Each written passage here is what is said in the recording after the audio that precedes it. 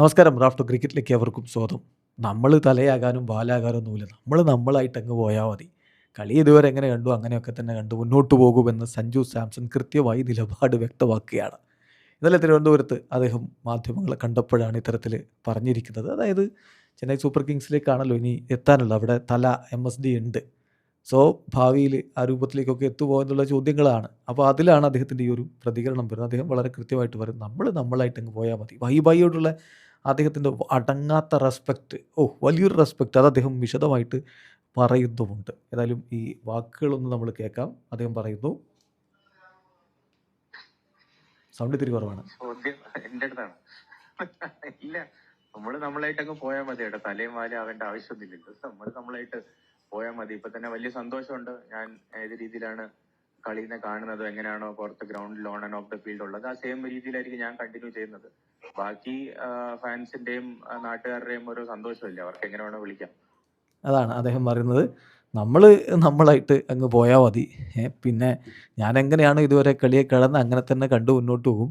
ബാക്കി നാട്ടുകാരുടെയും ഫാൻസിൻ്റെയൊക്കെ ഒരു സന്തോഷമല്ല, അവർക്ക് എങ്ങനെ വേണമെങ്കിൽ വിളിക്കാമെന്നാണ് പറയുന്നത്. അപ്പോൾ അതാണ് സഞ്ജു സാംസൺ. പിന്നെ അദ്ദേഹം MSDയെക്കുറിച്ച് പറയുന്നുണ്ട്. മഹിബായിയുമായിട്ട് ഞാൻ പലപ്പോഴും ഫോണിൽ സംസാരിച്ചിട്ടുണ്ട്, അദ്ദേഹവുമായിട്ട് ഇൻട്രാക്ട് ചെയ്തിട്ടുണ്ട്. പക്ഷേ അദ്ദേഹത്തോടൊപ്പം കളിക്കുക എന്നുള്ളത് ഒരു വലിയ കാര്യം തന്നെയാണ്.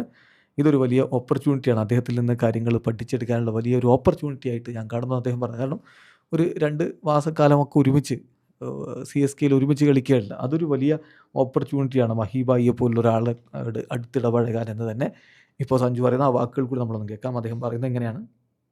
ഉറപ്പായിട്ടും മഹിബായിട്ട് നമ്മൾ കുറെ സംസാരിച്ചിട്ടുണ്ട്, ഫോണിൽ സംസാരിച്ചിട്ടുണ്ട്, ഇന്ത്യൻ ടീമിൽ ഓൺ ആൻഡ് ഓഫ് ആയിട്ട് കണ്ടിട്ടുണ്ട്.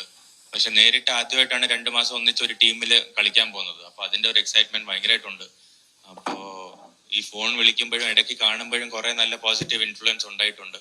പക്ഷെ നേരിട്ട് ഒരു 2 മാസം ഒരു ടീമിന്റെ കൂടെ ഉണ്ടാവുമ്പോൾ അതിന്റെ ഒരു ബെനിഫിറ്റ്സ് ആലോചിക്കുമ്പോൾ ഭയങ്കര സന്തോഷമുണ്ട്. അപ്പൊ നേരിട്ട് കാണുകയും നേരിട്ട് കുറെ പുള്ളി എങ്ങനെയാണ് ക്രിക്കറ്റിനെ അപ്രോച്ച് ചെയ്യുന്നതും പുള്ളി എങ്ങനെയാണ് പ്രിപ്പയർ ചെയ്യുന്നത് അതെല്ലാം നേരിട്ട് കണ്ട് പഠിക്കാനും അങ്ങനത്തെ ഒരു അവസരമായിട്ടാണ് ഇതിനെ കാണുന്നത്. തീർച്ചയായിട്ടും സഞ്ജു സാംസൺ കൃത്യമായിട്ട് അവിടെ നിലപാട് പറയുകയാണ്. MSDയെ പോലുള്ള ഒരാളോടൊപ്പം 2-2.5 മാസക്കാലം അല്ലെങ്കിൽ 2 മാസക്കാലം കളിക്കാനുള്ളൊരു വല്ലാത്ത അവസരമാണ്. അപ്പോൾ അദ്ദേഹം എങ്ങനെയാണ് പ്രിപ്പയർ ചെയ്യുന്നത്, എങ്ങനെയാണ് അദ്ദേഹം ക്രിക്കറ്റിനെ കാണുന്നത്, എങ്ങനെയാണ് അദ്ദേഹം അപ്രോച്ച് ചെയ്യുന്നത്, ഇതൊക്കെ കണ്ടു പഠിക്കാനുള്ളൊരു സുവർണാവസരമായിട്ട് അദ്ദേഹം പറയുന്നു.